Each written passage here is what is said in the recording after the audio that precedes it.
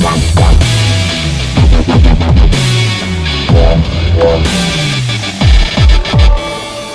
everyone and welcome back. My name's X and we're just doing a quick video here. This is just a video I wanted to do a while now. I've always wanted to do one on this one because I saw this video a while back about talking about how your game should cost more, and then I sat there and listened to all the things he had to say, and he was right for the most part that there's a lot of factors that need to go into it. The technology is advanced. You need more people to make some of these more high quality video games. That more time gets invested in development. That inflation's gone up, wages have gone up, and so forth. But then I thought about the other things that they did not factor in. That's today's market and how it's changed in the last 10 years.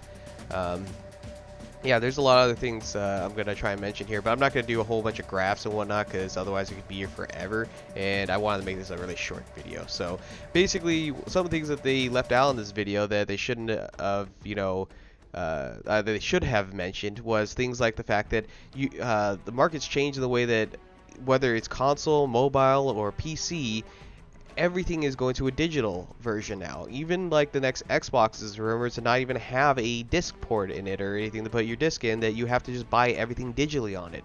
So everything's switching over to a digital place now where you don't have a disc, you don't have the freedom to just have a physical copy. You have to rely on digitals, and that there's a whole slew of things over on that, but I'm not going to get into that.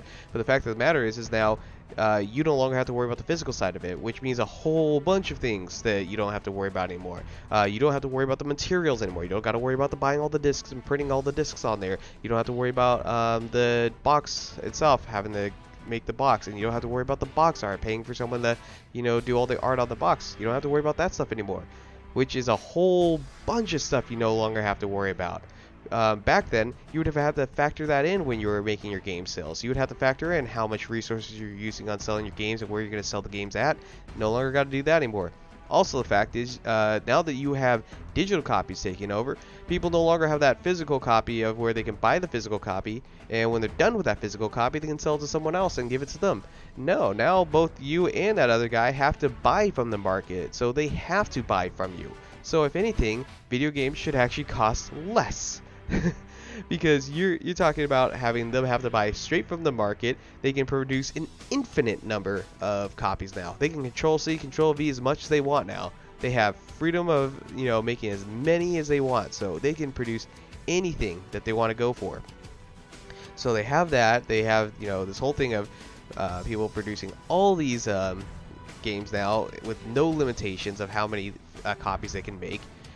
So now it's no longer that they have to factor in how much resources can we use versus how much sales can we get out of it. They're not doing that anymore. They're now doing the supply and demand almost the complete extent for the digital market, where they have to look at it. Hey, again, this is going to be a short.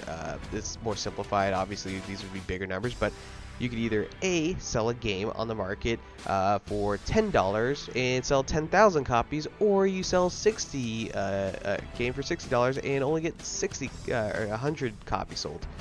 Which one made more money? You sold the game for less, but you actually got more in the end.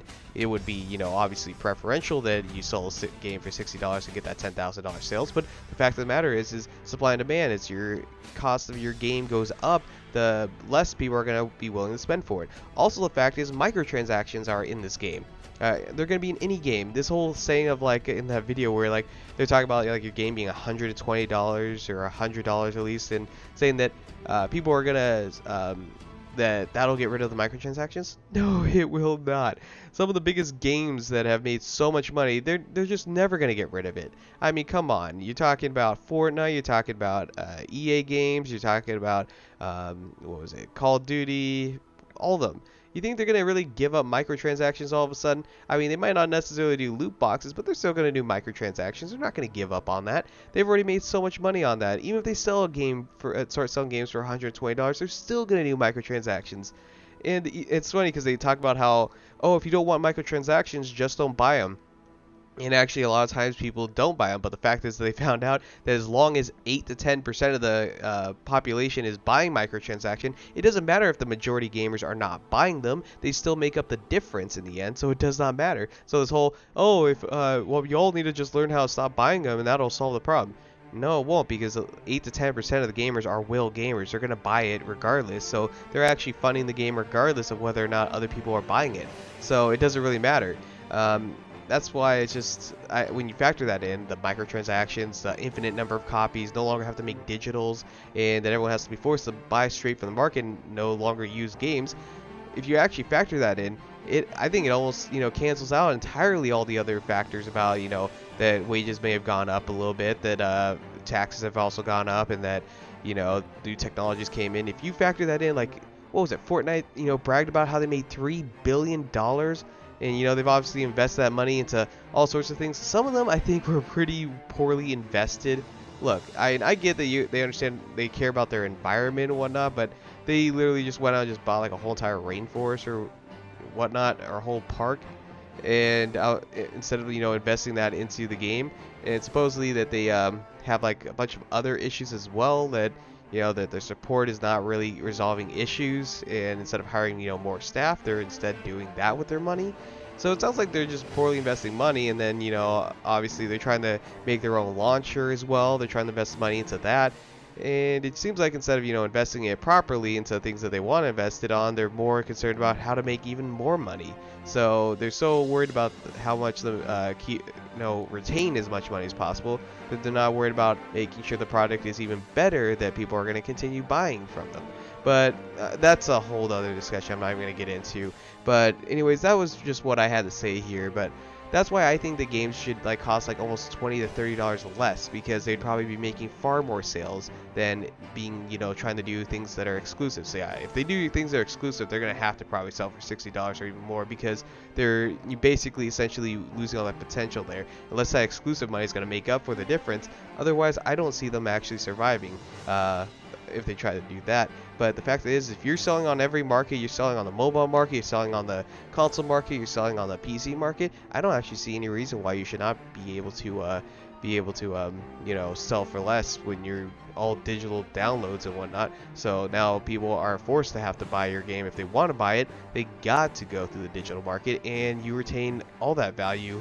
Obviously, you lose some of it for Steam and whatnot, but the fact is that at the end of the day, you're still, gaining still a hell of a lot more money than what you would have if it was physical.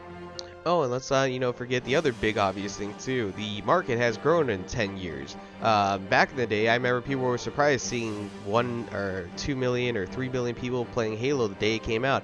Now look at it. Almost every game you're seeing millions of copies being sold. So for these AAA games. So the fact of the matter that they act surprised by, oh, we have to, sell for more now. I sit there and go, what? You have an infinite number of copies, a bigger market, and they all have to now digitally go through you now.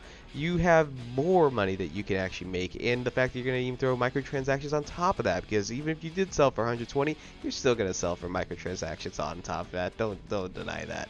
So the fact is that no, I clearly disagree that games actually should instead cost less. But anyways, you guys comment down below what you guys think, if games should be sold for more, for less, for the same amount. Just interested in what you guys have to say. Anyways, I'm gonna let you guys go, and you all have a great day. Go.